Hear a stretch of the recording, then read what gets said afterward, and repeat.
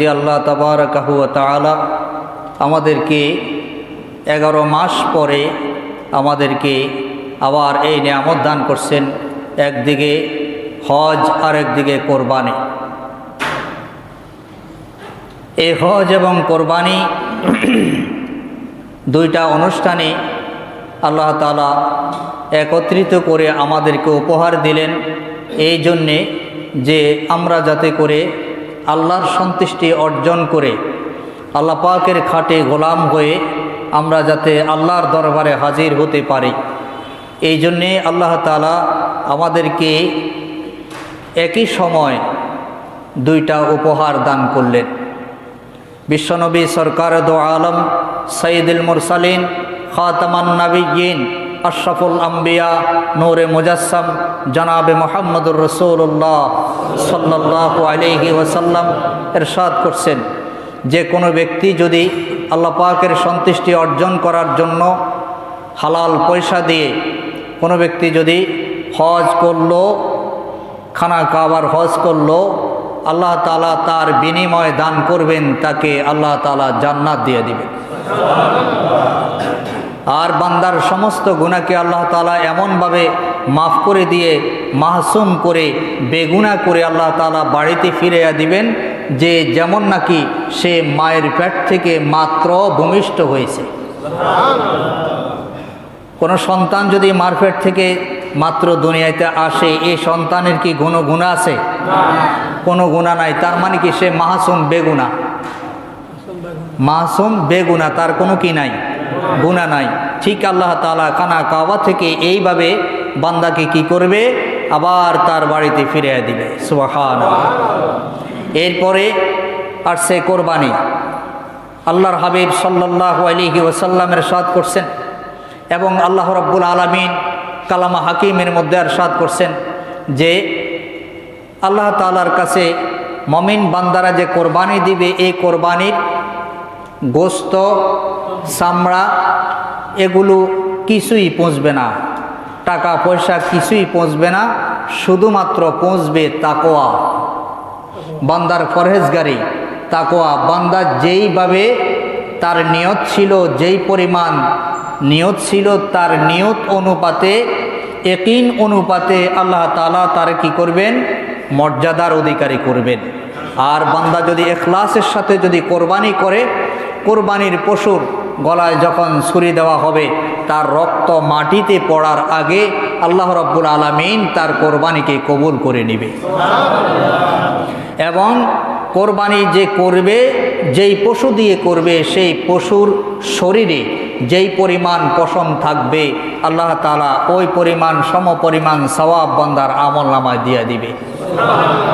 এবং কিয়ামতের দিন সে উঠবে আল্লাহ তাআলার কাছে বান্দার জন্য সুপারিশ করবে। আর কোরবানির বরকতে আল্লাহ তাআলা সারা বছর তাকে হালাল রিজিকের ব্যবস্থা করে দিবে। তাহলে এই মর্যাদাগুলা, এই সম্মানগুলা কার জন্য? আমাদের জন্য। কার জন্য? আমাদের জন্য, মুমিন বান্দাদের জন্য। কোনো ফাসিকের কোরবানি আল্লাহর দরবারে কবুল হবে না, হারাম পয়সার কোরবানি আল্লাহর দরবারে কবুল হবে না, কোনো কাফেরের কোরবানি আল্লাহর দরবারে কি হবে না, কবুল হবে না। যারা মা বাবার অবাধ্য সন্তান, কিন্তু মা বাবার খবর লইল না, 2 লক্ষ টাকা দিয়ে কোরবানি দিল, ওই সন্তানের কোরবানি কবুল হবে? সারা জীবন ঘুষ খাইয়া কাটাইলো, কিন্তু আবার কোরবানিতে 1 নম্বর হলো, সেই কোরবানি আল্লাহর দরবারে কবুল হবে? সারা জীবন সুদ খাইলো, কিন্তু আবার কোরবানিও দিল অনেক টাকা দিয়ে, আল্লাহর দরবারে কবুল হবে? সারা জীবন মিথ্যা কথাও বলল, মিথ্যা সাক্ষীও দিল, সে আবার কোরবানিও দিল, তার কোরবানি আল্লাহর দরবারে কবুল হবে না। সুতরাং সব কিছুর ইয়াকিন পরিপূর্ণ থাকতে হবে, তাহলে আল্লাহর দরবারে কি হয়ে যাবে, কোরবানি কবুল হবে। আর এই কোরবানি আমাদের মুসলিম জাতির পিতা হযরতে ইব্রাহিম আলা নবীনা আলাইহিস সালাতু ওয়াস সালাম করে দেখাই দিয়েছেন কেমনে কোরবানি করতে হবে। কিভাবে দেখালেন? কলিজার টুকরা সন্তানকে কোরবানি দিলেন।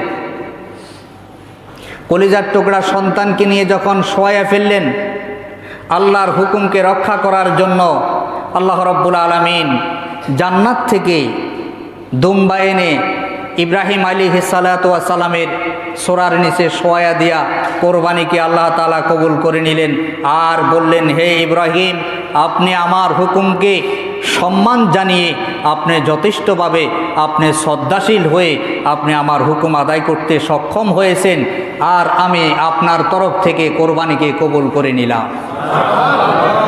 সুবহানাল্লাহি ওয়া বিহামদিহি সুবহানাল্লাহিল আযীম। তাইলে আল্লাহ রাব্বুল আলামিন আমাদের যাদের কোরবানির উপযুক্ত আল্লাহ আমাদেরকে করছেন, আমাদের সকলকে আল্লাহ কোরবানি দেওয়ার তৌফিক দান করুক, বলি আমিন। এবং কোরবানি দিয়ে আমরা এই শিক্ষা গ্রহণ করব যে আমাদের জান, আমাদের মাল আমাদের না, কার? সুতরাং আল্লাহর দেওয়া জান কাকে দিলাম? আল্লাহর দেওয়া মাল কাকে দিলাম? আল্লাহকে দিলাম। যেমন আল্লাহ রাব্বুল আলামিন ইরশাদ করেন, قل إن صلاتي ونسكي ومحياي ومماتي لله رب العالمين। ইব্রাহিম আলাইহিস সালাতু ওয়াস সালাম বললেন, আমার নামাজ, আমার হজ, আমার কোরবানি, আমার হায়াত, আমার মৃত্যু সবগুলো আমার প্রভু আল্লাহ রাব্বুল আলামিনের জন্য। সুতরাং আমার আল্লাহর হুকুম পালন করতে এক বিন্দু দ্বিধা আমি করব না। হযরত ইব্রাহিম আলাইহিস সালাম সমস্ত বিধান আল্লাহ রাব্বুল আলামিনের মেনে নিলেন। আল্লাহ তাআলা ইব্রাহিম আলাইহিস সালাতু ওয়াস সালামকে পরীক্ষা করলেন। নমরুদের আগুনের কুণ্ডলিতে ফালাইয়া যখন আগুনের কুণ্ডলীর ভিতরে যখন নিক্ষেপ করবে, ইব্রাহিম আলাইহিস সালাতু ওয়াস সালামের কাছে জিবরাইল আমিন হাজির হয়ে গেল। আসে বললেন, ওগো আল্লাহর খলিল, আমি আপনাকে সাহায্য করার জন্য আসছি, আপনি বলেন আপনাকে আমি সাহায্য করব কিনা, আপনি যদি অনুমতি দেন আমি আপনাকে সাহায্য করব। বলে কিভাবে? বলে নমরুদের সমস্ত আগুনের স্তূপকে আমি মুহূর্তের মধ্যে ধ্বংস করে দিব, আর আমি আপনাকে আগুন থেকে বাঁচাইয়া দিব। বলে আল্লাহর ফেরেশতারে, তোমাকে কে পাঠালো? বলে আমি আসলাম আপনার সাহায্য করার জন্য। আল্লাহর খলিল জবাব দিলেন, তুমি আল্লাহর ফেরেশতা, তোমাকে যে আল্লাহ রাব্বুল আলামিন সৃষ্টি করেছেন, যিনি তোমাকে তৈরি করেছেন, সে আল্লাহ তো আমাকেও তৈরি করেছেন। যে আল্লাহ তোমাকে দেখতেছেন, সে আল্লাহ তো আমাকেও দেখতেছেন। সুতরাং আমি তোমার সাহায্য নেব না, আমার সাহায্য যিনি করার তিনি হলেন আমার আল্লাহ রব্বুল আলামিন, তিনি আমাকে সাহায্য করবেন। আমি এমন কোনো অন্ধ আল্লাহর ইবাদত করি না যিনি আমাকে চোখে দেখে না। আমি এমন কোনো অন্ধ মালিকের ইবাদত করি না, তিনি আমাকে দেখতেছেন। আল্লাহর ফেরেশতা আল্লাহর কাছে বললেন, ও বারে লাগি, আপনার খলিল তো এমন দৃঢ় ঈমান নিয়ে বসে আছে, আপনি তাকে দেখতেছেন বলে। আমার আল্লাহ বললেন, জিবরাইল রে, আমার খলিল এ পর্যন্ত অসংখ্যবার পরীক্ষা করা হয়ে গেছে, এখন লাশ পরীক্ষার মধ্যে আসলো। আমার খলিল এক বিন্দু পরিমাণ আমার বিশ্বাস থেকে, ইয়াকিন থেকে, তার ঈমান থেকে সরে যাওয়ার নয়। আল্লাহ রাব্বুল আলামিন যখনই আল্লাহর খলিলকে আগুনে নিক্ষেপ করবে, আল্লাহর ফেরেশতারা, আকাশ আর জমিনের সমস্ত ফেরেশতারা কাঁদতে শুরু করলো, আহাজারি করতে শুরু করলো, আল্লাহ গো, আপনার খলিলকে আগুনে নিক্ষেপ করে দেয়, আপনি তো দেখতেছেন। আল্লাহ তাআলা বললেন, আমি দেখতেছি, তারা কি করে, অপেক্ষায় থাকো।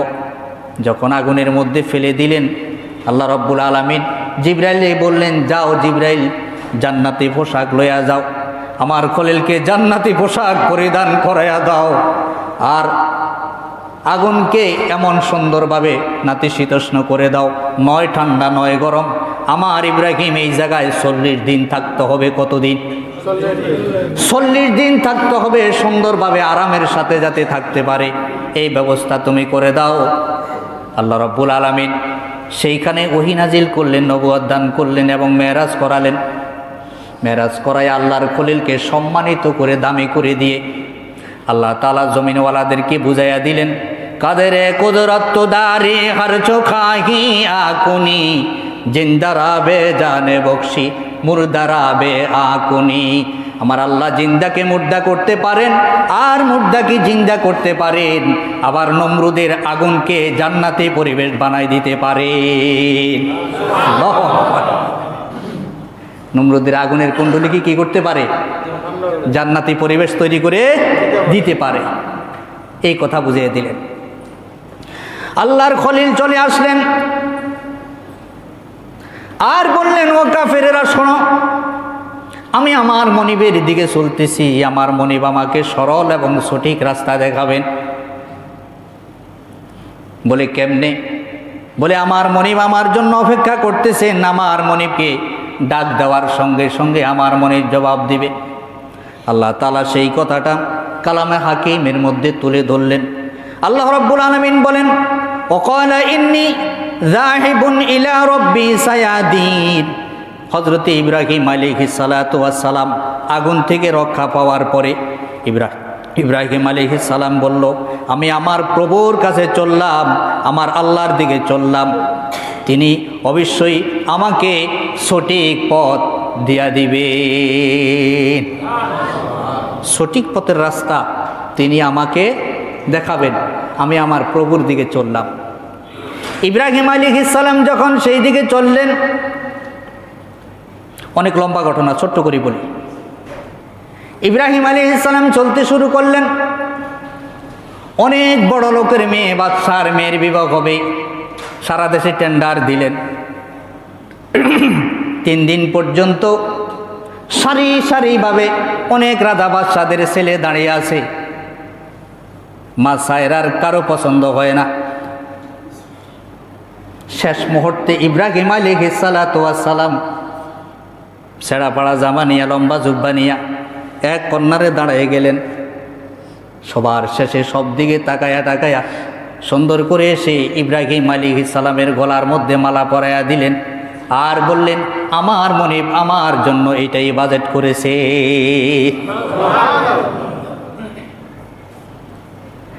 ওই স্ত্রীকে নিয়ে যখন রওনা দিলেন, ওই রাস্তার মধ্যে যে জালিম বাদশার লোকেরা থাকতো, তারা সুন্দরী মেয়েদেরকে বাদশার কাছে নিয়ে যেত, নমরুদের কাছে নিয়ে যেত। যখন নিয়ে যেত তখন অত্যাচার করত, জুলুম করত। যখন ইব্রাহিম আলাইহিস সালামকে একদিকে রাখলেন এবং তার স্ত্রী সায়রাকে আরেক দিকে রাখলেন, স্ত্রী সায়রা আল্লাহর দরবারে ফরিয়াদ করতেছে, আল্লাহ তুমি আমার সতীত্বের হেফাজত করো। ইব্রাহিম আলাইহিস সালামও দোয়া করতেছে, আল্লাহ তুমি আমাকে হেফাজত করো। দুইজনের দোয়া আল্লাহ কবুল করে ফেললেন। সুবহানাল্লাহ। জালিম বাদশা যখন তার দিকে আগাতে শুরু করলেন, মা সায়রা মনিবের কাছে ডাক দিয়ে বললেন, মনিব গো আমার, আমাকে রক্ষা করার একমাত্র তুমি আছো, আর কেউ নাই। সঙ্গে সঙ্গে আধা হাত পর্যন্ত গাড়িয়ে যায়, সামনের মধ্যে পর্দা পড়ে যায়। আল্লাহ রাব্বুল আলামিন মা সায়রার ইজ্জতের সতীত্বের হেফাজত করে দেয়। একবার নয়, কয়েকবার পর্যন্ত চেষ্টা করার পরে যখন ব্যর্থ হয়ে গেল, তখন বলল, না, তিনি সতীত্ব একজন নারী। এবার খবর লও, যাকে আটকালাম তিনি কে? খবর লইয়া দেখেন তিনি হলেন পয়গাম্বর।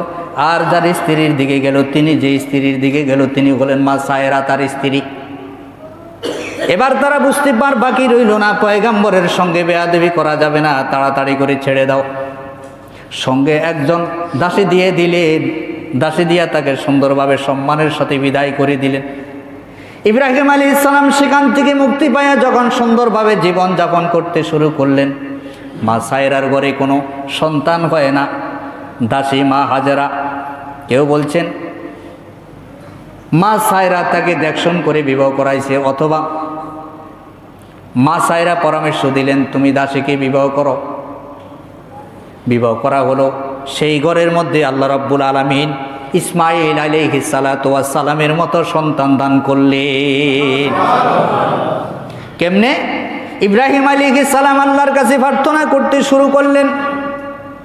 ৮৬ বছর বয়স অথবা ৯৬ বছর বয়স, এমন বৃদ্ধ অবস্থায় আল্লাহর কাছে দোয়া করতে শুরু করলেন, ও রব্বাল আলামিন রব্বি হাবুলি মিনাস সলিহিন, আমাকে একটা নেক সন্তান দান করো আল্লাহ, আমার তো কোনো ছেলে সন্তান নাই। এক পুত্র দে রে আল্লাহ, এক পুত্র দে, কামাই খাইবার শখ নাই রে আল্লাহ, লাশ নিব কে? আল্লাহ আমাকে একটা সন্তান দান করো গো মাবুদ, আমার তোমার দরবারে আর কোনো ফরিয়াদ নাই। ইব্রাহিম আলাইহিস সালাম ফরিয়াদ করতে শুরু করলেন। আল্লাহ তাআলা ঘোষণা করে দিলেন, ফাবাশশারনাহু বিগুলামিন হালিম। সুবহানাল্লাহ। আল্লাহ তাআলা বলে দিলেন, ও ইব্রাহিম আমার খলিল, আপনি ধৈর্য ধারণ করুন, আমি আপনাকে একটা ধৈর্যশীল উত্তম সন্তানের সুসংবাদ দিলাম। সচ্চরিত্রবান উত্তম আদর্শবান একটা সন্তানের সুসংবাদ আমি আপনাকে দিলাম। যখন দিলেন তখন কি হলো? ইব্রাহিম আলাইহিস সালামের সঙ্গে সঙ্গে আল্লাহর দরবারে সেজদায় পড়ে গেলেন আর বললেন, আলহামদুলিল্লাহিল্লাযী ওয়াহাবালি আলাল কিবারি ইসমাঈলা ওয়া ইসহাক ইন্না রাব্বি লাসামিউদ দুআ। সূরা ইব্রাহিম 39 নম্বর আয়াত। আল্লাহ রাব্বুল আলামিন এই কথাটুকুন কালামে পাকের মধ্যে তুলে ধরলেন। ইব্রাহিম আলাইহিস সালাতু ওয়াস সালাম বললেন, ও আমার মালিক, সমস্ত প্রশংসা আপনার জন্য, আপনি যে আমাকে বৃদ্ধ বয়সে ইসমাঈল এবং ইসহাকের সুসংবাদ দান করেছিলেন। সুবহানাল্লাহ। আপনি যে আমাকে বৃদ্ধ বয়সে ইসমাঈলের সুসংবাদ দিলেন, ইসহাকের সুসংবাদ দিলেন, এই জন্য আমি আপনার দরবারে শুকরিয়া আদায় করি, আলহামদুলিল্লাহ। এরপরে আল্লাহ রাব্বুল আলামিন অবশ্যই তার প্রার্থনা শুনতেছেন। ইব্রাহিম বললেন, আমার প্রার্থনা আমার মনিব শুনেছে, আমার প্রার্থনা আমার দোয়া আমার প্রভু শুনেছে, এই জন্য আমাকে সন্তান দান করেছে। সুতরাং এই সন্তানের নেককার সন্তান যে হবে, পয়গাম্বরের সন্তান যে পয়গাম্বর হবে, এতে কোনো আর বুঝতে বাকি ছিল না। ইব্রাহিম আলাইহিস সালাম ও নবী, ইসমাঈল আলাইহিস সালাম কি হয়েছে? নবী। ইসহাক আলাইহিস সালাম কি হয়েছে? নবী হয়েছে। ইসমাঈল আলাইহিস সালাম হলেন বড়। এখানে বিতর্ক করে, কেউ কেউ বিতর্ক সৃষ্টি করে কি, যে ইসমাঈল আলাইহিস সালাম কি কোরবানি করলো না ইসহাক আলাইহিস সালামকে কোরবানি করলো? না, মুফাসসিরিন, সমস্ত মুফাসসিরিনদের মত হলো ইসমাঈল আলাইহিস সালামকে কোরবানি করা হয়েছে। কেন? প্রথম সন্তান হলো কে? ইসমাঈল আলাইহিস সালাম। আর ইসমাঈল আলাইহিস সালাম এবং ইসহাক আলাইহিস সালামের বয়সের ব্যবধান হলো, কেউ বলছেন 5 বছর, কেউ বলছেন 7 বছর। আর ইসমাঈল আলাইহিস সালাম হলো মা হাজারার ঘরে, আর ইসহাক আলাইহিস সালাম হলো মা সায়রার ঘরের।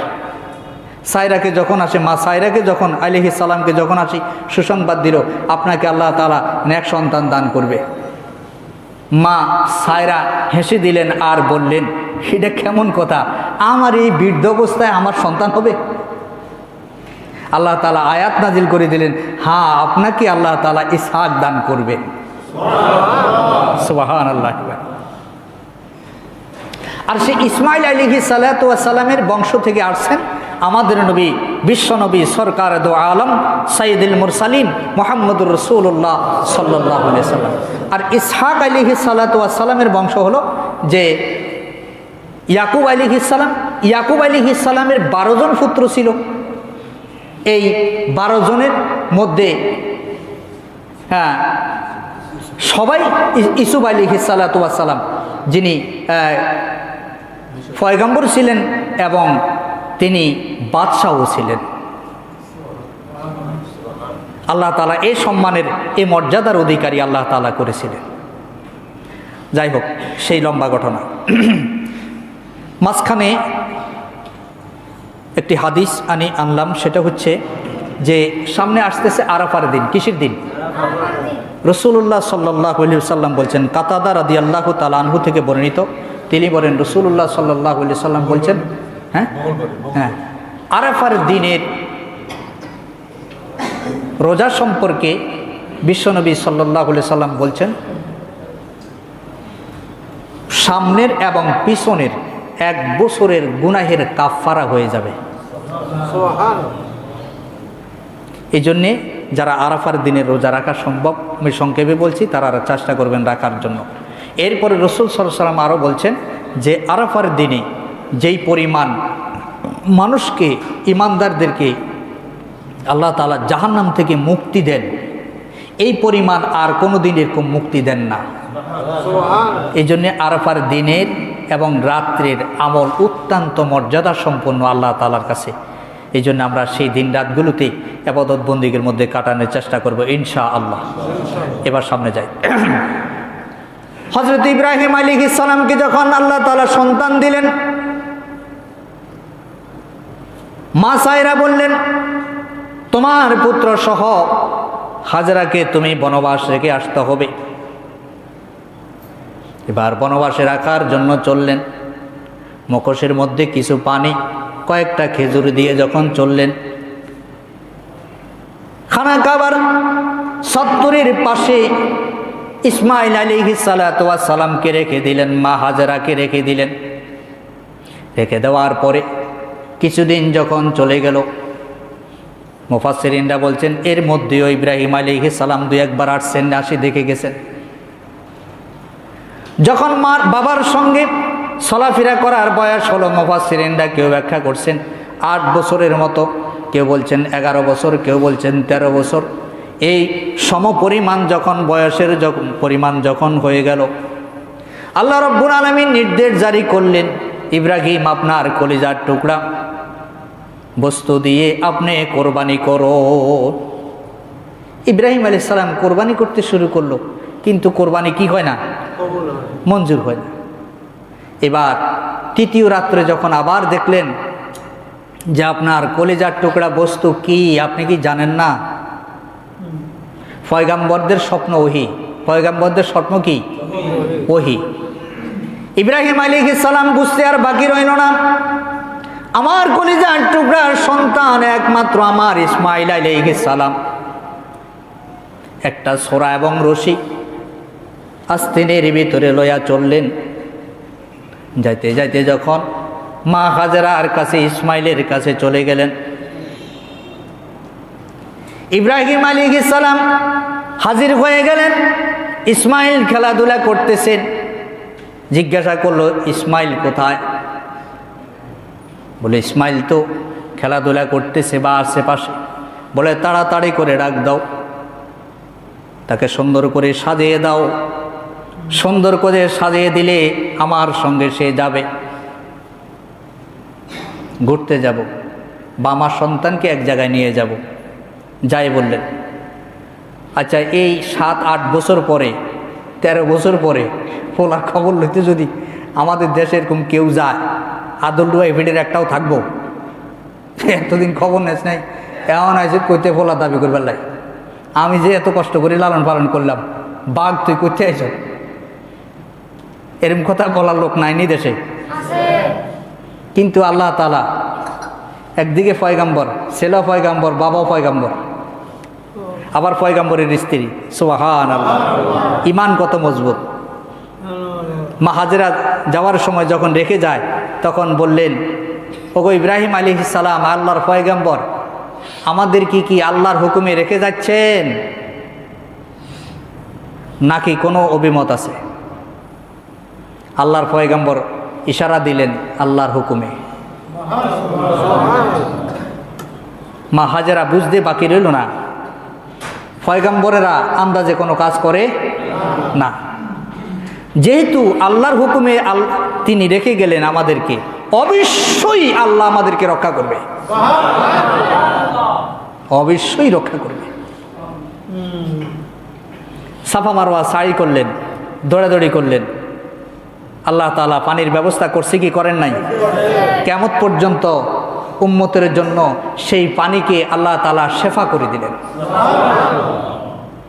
পেটের ক্ষুধা নিবারণ হবে, রোগ সাফা হবে, এবং দুনিয়ার সমস্ত পানি বসে খাওয়া সুন্নাহ, জমজমের পানি দাঁড়িয়ে খাওয়া সুন্নাহ। সুবহানাল্লাহ, মর্যাদা কোথায়! আল্লাহর পয়গম্বর ডাক দিলেন, ইসমাঈল আলাইহিস সালামকে সাজায়া ঘোড়ার উপরে যখন সওয়ার করে নিলেন, যাইতে যাইতে বাপ সন্তান একজন আর একজনকে বলে, বাবা সন্তানকে বলে, বাবা আমার কলিজার টুকরা সন্তান, আমি স্বপ্নে দেখেছি তোমাকে আমি জবাও করতেছি। সন্তান বুঝতে বাকি রইল না, পয়গম্বর যদি স্বপ্ন দেখে সেটা ওহী। সেটা কি? কারণ আমার বাবা সাধারণ কোনো বাবা নন, আমার বাবা হলো আল্লাহর খলিল। সুতরাং আল্লাহর খলিল যেটা দেখে এটা কোনোদিন মিথ্যা হয়? ইসমাঈল আলাইহিস সালাম নির্দ্বিধায় বলে দিলেন, ও বাবা আল্লাহর পয়গম্বর, আপনার মনিব, আমার মনিব, আল্লাহ রাব্বুল আলামিন যে নির্দেশ আপনাকে করেছেন, একটা মুহূর্ত দেরি করবেন না। আপনি আপনার মনিব আল্লাহর হুকুম তাড়াতাড়ি সেরে ফেলো।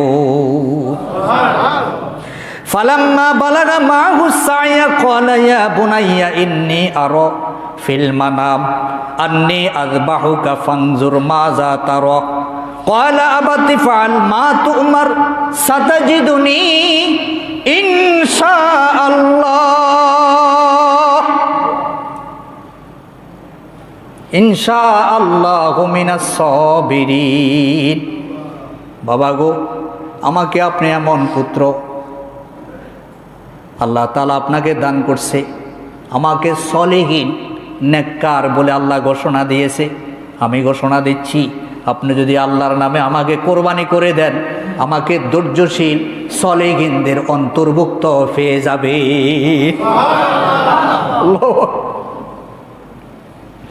हर तमन्ना दिल से रुखसत हो गई, अब तो आजा अब तो खलवत हो गई, नमी गोयम के आज दुनिया जुदाबाश बाहर कर के बाशी बा खुदावाश।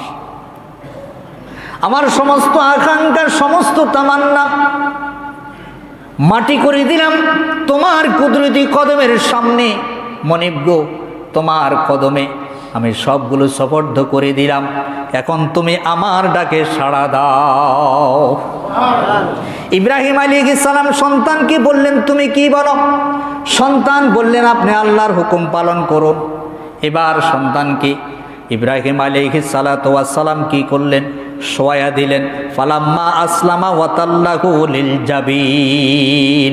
তারপরে যখন তারা দুইজনে আল্লাহর ইচ্ছার কাছে আত্মসমর্পণ করে ফেলল এবং বাবা ছেলেকে ইব্রাহিম আলাইহিস সালাম ইসমাঈল আলাইহিস সালামকে উপর করে শোয়া দিল। সুবহানাল্লাহ। ওয়ানাদাইনাহু ইয়া ইব্রাহিম, তখন আমি তাকে ডেকে বললাম, হে আমার ইব্রাহিম। কে ডাক দিছে? আল্লাহ। আল্লাহ তাআলা ডাক দিলেন। যখন ইসমাঈল আলাইহিস সালামকে শোয়া ফেললেন, হাত পাও বেঁধে যখন শোয়া দিলেন, এখন ছুরি চালায়। কি চালায়? ছুরি চালায়, কাটা যায় না। আমার আল্লাহ ডাক দিয়ে বললেন, জিবরাইল কোথায় রে? তাড়াতাড়ি করে যা। আমার ইব্রাহিম অনেক চেষ্টা করতেছে, আমার ইব্রাহিমের সোরার নিচে আমার জান্নাতের মধ্যে 40 বছর পর্যন্ত যেই দুম্বাটা আমি লালিত পালিত জান্নাতের মধ্যে করলাম, সেই দুম্বাটা এনে আমার ইব্রাহিমের সোরার নিচে শোয়া দে।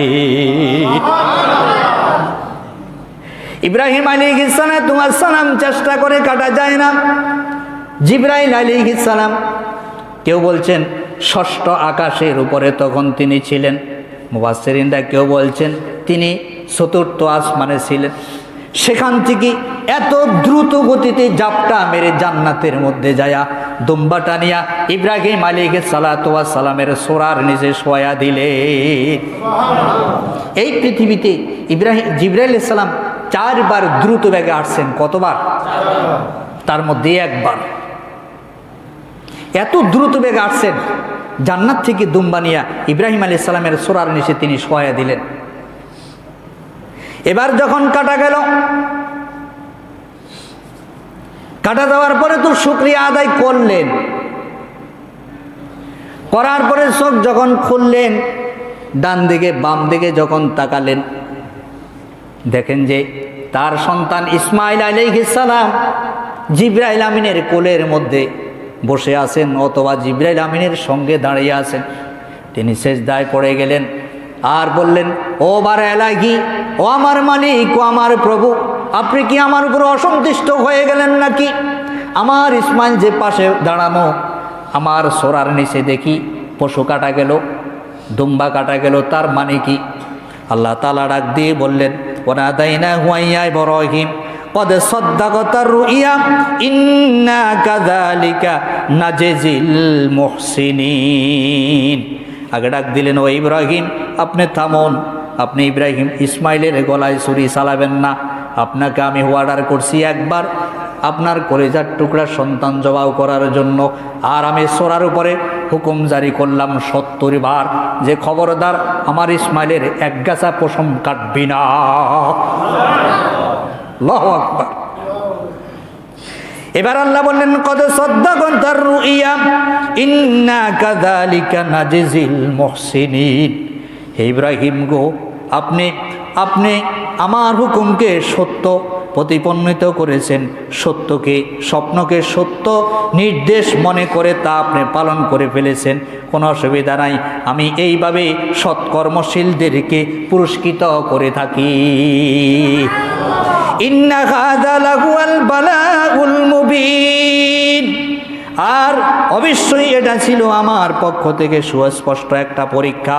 ওয়াফাদাইনাহু বিযিবহিন আযীম। আর আমি পুত্রের পরিবর্তে একটি বিরাট জবাই করার জন্য একটা পশু দুম্বা ইব্রাহিমের সোরার নিচে শোয়া দিয়েছি। ইব্রাহিম আলাইহিস সালাম কুরবানি করলেন নিজের সন্তান, কলিজার টুকরার সন্তান। আল্লাহ রাব্বুল আলামিন সন্তানের পরিবর্তে জান্নাতি দুম্বা শোয়া দিয়া ইব্রাহিম আলাইহিস সালামের কোরবানি কবুল করলেন। তার মানে কিয়ামত পর্যন্ত ইব্রাহিমের সন্তান যারা আসবে তারা এরকম জান কোরবানি করবে, মাল কোরবানি করবে, কিন্তু আল্লাহর দিন থেকে, ঈমান থেকে এক চুল পরিমাণ সরে যাবে না। ইব্রাহিম আলাইহিস সালামকে অগ্নিকুণ্ডে নিক্ষেপ করলেন। ইব্রাহিম আলাইহিস সালামকে কত রকমের ঠাট্টা করলেন, তাকে নিয়ে তামাশা করলেন কাফের বেঈমানেরা। ইব্রাহিম আলাইহিস সালাম এক চুল পরিমাণ সরে গেছেন কিনা? সরছে? এক পরিমাণ সরে যান নাই। ঠিক এমনিভাবে আল্লাহর খলিল ইব্রাহিম আলাইহিস সালামকে আল্লাহ তাআলা যখন আগুনের কুণ্ডলিতে পড়ার পরে রক্ষা করছে, এর আগে আল্লাহ পারত না রক্ষা করতো? পারত কি না? এর আগে আল্লাহ রক্ষা করতে পারতেন, কিন্তু আল্লাহর পরীক্ষা। এটা কার পরীক্ষা? আল্লাহর পরীক্ষা। যে আগুনের কুণ্ডলিতে ফেলে দেখ, অসুবিধা নাই। আমি আল্লাহ যে সে আগুনের কুণ্ডলিকে জান্নাতের পরিবেশ তৈরি করে দিতে পারি, এটার প্রমাণ দুনিয়াবাসীকে দেখায় দিব। কিয়ামত পর্যন্ত উম্মতের জন্য এখান থেকে শিক্ষা দিয়ে দিব। সুবহানাল্লাহ। এই অগ্নিকুণ্ডের মধ্যে আজকের বর্তমানের ইমানদারেরা আছে না নাই? আছে।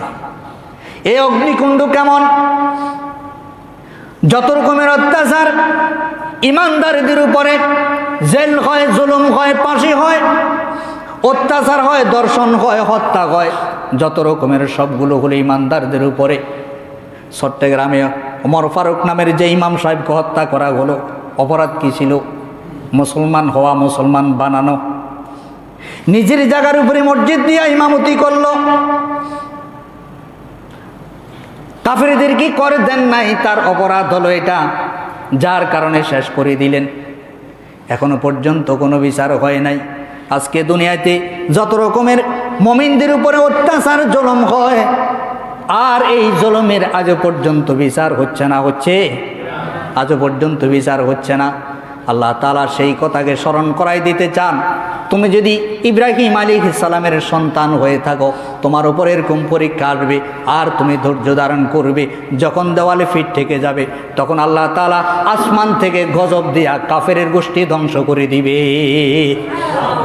এ ক্ষমতা আল্লাহ নাই? আছে।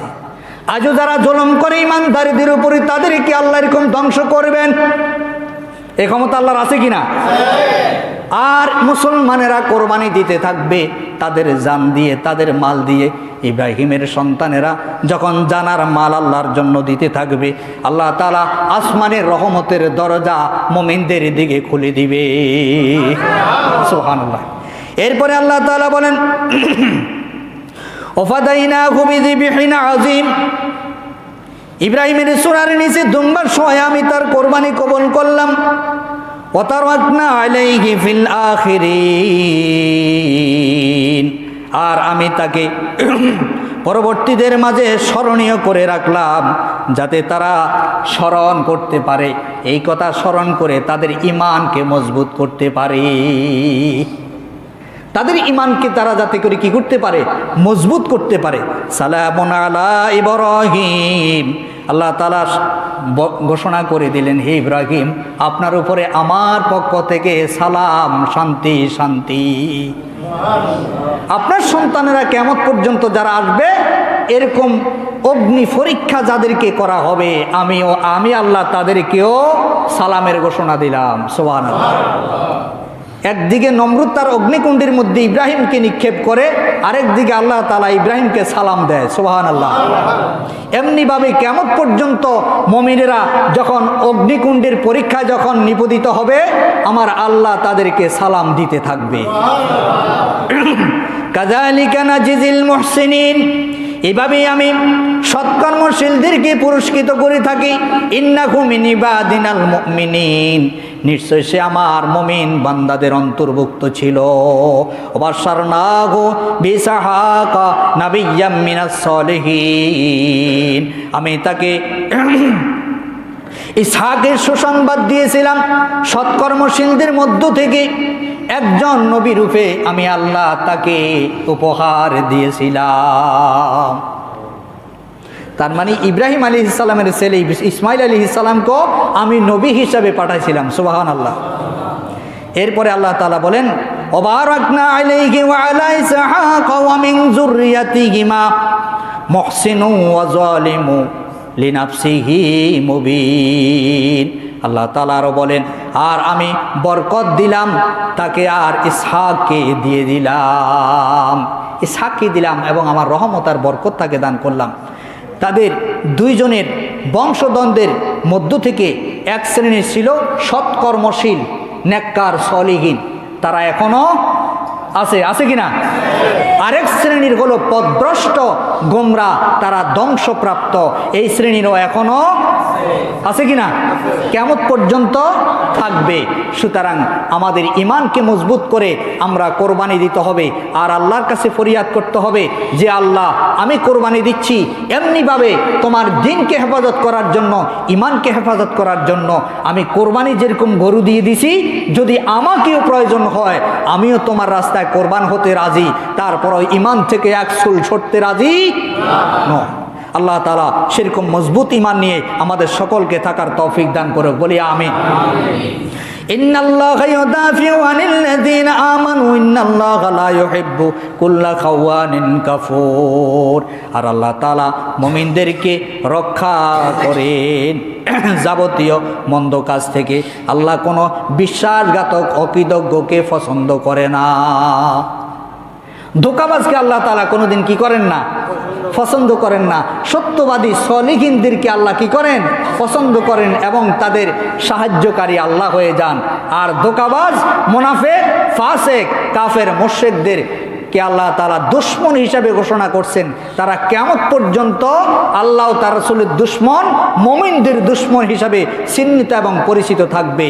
আল্লাহ তাআলা এই কাফের, মুশরিক, বেঈমান, মুনাফিক, ফাসিকদের থেকে সকল দুনিয়ার মুসলমানদেরকে, ঈমানদারদেরকে হেফাজত করে, বলি আমিন। তাহলে ইব্রাহিম আলাইহিস সালাতু ওয়াস সালাম যে সুন্নাহ আমাদের জন্য জারি করে গেলেন, এই সুন্নাহ থেকে আমরা 1 নম্বরে শিখলাম আল্লাহ তাআলা ব্যতীত ঈমানদার আর কারো সামনে মাথা নত করবে। 2 নম্বরে জান দেওয়া লাগলে জান দিবে, মাল দেওয়া লাগলে মাল দিবে।